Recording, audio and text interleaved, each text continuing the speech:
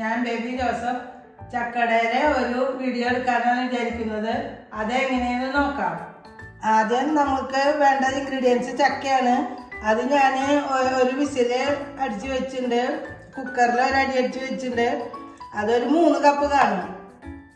പിന്നെ വെല്ലം അര കിലോനെക്കാട്ടും 350 ഗ്രാം ഉണ്ടാവും.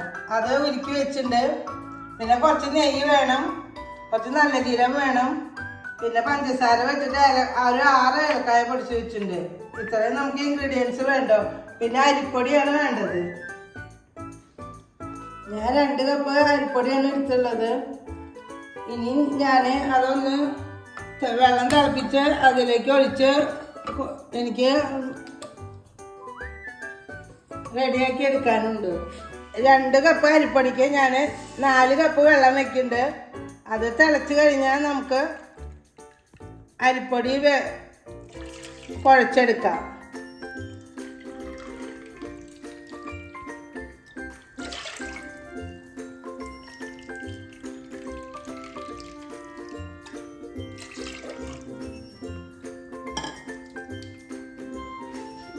ഇതൊന്ന് തിളച്ചോട്ടെ.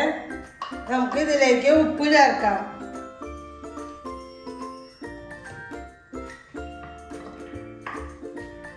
ഇതിലേക്ക് നമുക്ക് വേണ്ട ഉപ്പ് ചേർക്കാം. വെള്ളത്തിലേക്കുള്ള ഉപ്പ് ചേർത്താൽ നമുക്ക് പൊടിയിലേക്ക് ഉപ്പ് പാകമാകും.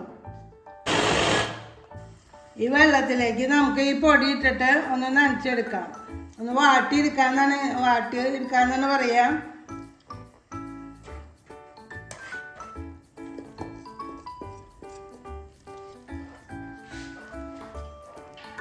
ഇത് നമ്മൾ 1 ടീസ്പൂണ് നല്ല ജീരകം എടുത്ത് വെച്ചിട്ടുണ്ട്. അതും കൂടി ഇട്ടു.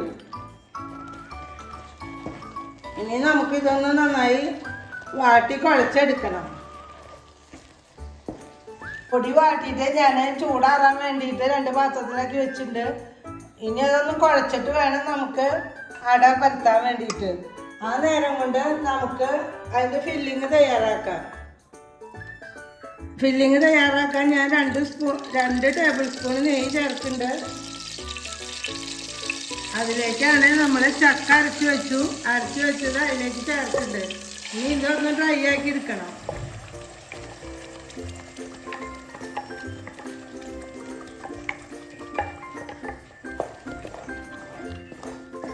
ഇതൊന്ന് ചെറുതായി ഡ്രൈ ആയിട്ട് വേണം നമുക്ക് ഇതിൽ നാളികേരം ചേർക്കാൻ.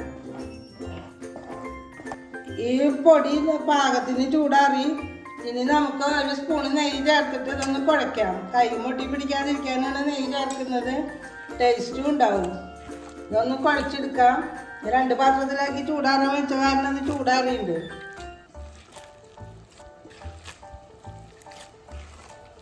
ഇങ്ങനെ ആവശ്യമായിട്ടുള്ള ഒരു നാളികേരം ചെരുക്കി വെച്ചിട്ടുണ്ട്. ഇനി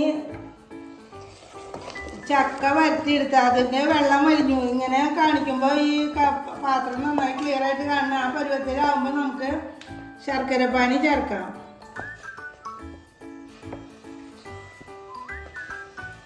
ശർക്കര പാനി ചേർത്തിട്ട് ഒന്ന് യോജിച്ച് വരുമ്പോഴാണ് നമ്മൾ നാളികേരം ചേർക്കുള്ളൂ. ആ കൂട്ടത്തിൽ നമുക്ക് ഏലക്കായ 6 2 സ്പൂൺ പഞ്ചസാരയിൽ പൊടിച്ച് വെച്ചിട്ടുണ്ട്. അതും കൂടി ഇതിലേക്ക് ചേർക്കാം. ഇനി ഇതെല്ലാം ഒന്ന് വെള്ളം വലിഞ്ഞതിന് ശേഷം നമുക്ക് നാളികേരം ചേർക്കാൻ പറ്റുള്ളൂ.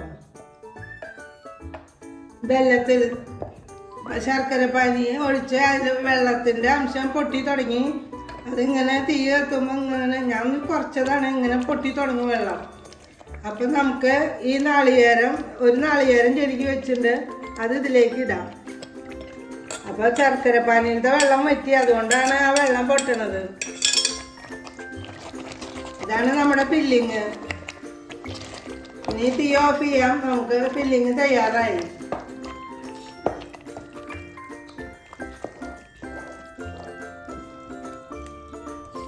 കുറച്ച് ക്രീമി ആയിട്ടാണ് ഇരിക്കുക. ചക്കയുടെ ആയ കാരണം ചക്ക അരച്ച് വെച്ചുള്ളതല്ലേ, അതുകൊണ്ട് ഇതൊന്ന് ടൈറ്റ് ആവും. ഒന്ന് ചെറുതായി ചൂട് പോകുമ്പോൾ. ഇതാണ് നമ്മൾ അടയുടെ ഉള്ളിൽ വെക്കുന്ന ഫില്ലിങ്. നമ്മൾ ഓരോ ഉരുളകൾ എടുത്ത് ഇതിൽ കുറച്ച് നെയ്യിൽ പരത്തണം. നെയ്യ് അല്ലെങ്കിൽ വെളിച്ചെണ്ണ പരത്തിയാലും മതി. ഇത്രയും ഉരുളി എടുത്തിട്ട് ഇങ്ങനെ നമ്മൾ സാധാരണ അട ഉണ്ടാക്കുന്നത് പോലെ ഉണ്ടാക്കുക. ഈ പൊടി ഒന്ന് വെള്ളം തൊട്ട് കൊടുത്തിട്ട് നന്നായി പരത്താൻ പറ്റും.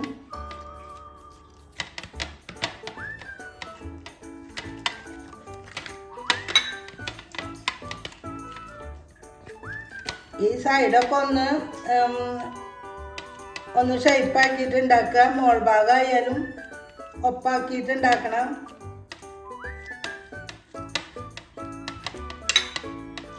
ഇനി നമ്മൾ ഈ ഫില്ലിങ് ഒരു സൈഡിൽ വെച്ച് കൊടുക്കുക.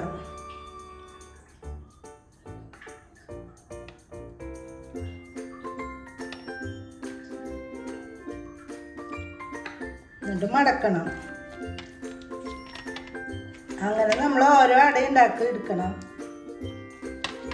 ഈ സമയത്ത് നമ്മൾ വെള്ളം തിളപ്പിക്കാൻ വയ്ക്കണം.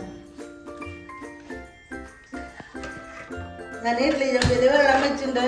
അത് പകുതി ചൂടാക്കിയിട്ടുണ്ട്. ഇനി അതൊന്ന് തിളച്ച് കഴിഞ്ഞാലാണ് നമുക്ക് ഇലകൾ വെക്കാൻ പറ്റുള്ളൂ. ഞാനിതൊന്ന് പരത്തട്ടെ, എന്നിട്ട് നമുക്ക് ഇലകൾ വെക്കുന്നത് കാണിക്കാം. ഇലയിൽ തേങ്ങ വെക്കുമ്പോൾ നമ്മൾ ഒരു ഭാഗത്ത് വെക്കുക. അത് തന്നെയല്ല, നമ്മൾ ഇതിൻ്റെ നടുഭാഗം ഒന്ന് ഇങ്ങനെ കുഴിക്കും. ഈ മടക്കണ ഭാഗം എന്നിട്ടാണ് മടക്കി വെക്കുക. പിന്നെ ഞാൻ വെള്ളം തിളപ്പിക്കാൻ വെച്ചിട്ടുണ്ടായിരുന്നു. അപ്പം 4 ഞാൻ പരത്തി കഴിഞ്ഞു. ഇനി അത് ഉണ്ടാക്കി വെക്കാം. നമുക്ക് ആവിയിൽ വെക്കാം. ഒരു 10-15 മിനിറ്റ് 12 മിനിറ്റ് കഴിയുമ്പോൾ നമുക്ക് എടുക്കാറാവും. 4 വെക്കുന്നത്. ഇത് ഉണ്ടാക്കുന്ന നേരം കൊണ്ട് വേവണ നേരം കൊണ്ട് നമുക്ക് ബാക്കിയുള്ളത് ഉണ്ടാക്കിയെടുക്കാം. വെള്ളം തിളച്ചിട്ടുണ്ട്. നമുക്കത് അടച്ച് വെക്കാം. ഒരു 12 മിനിറ്റ് കഴിഞ്ഞാൽ നമുക്ക് നോക്കാം. അതായി ഉണ്ടാവും. 15 മിനിറ്റായി. നമുക്കിത് എടുത്ത് നോക്കാം.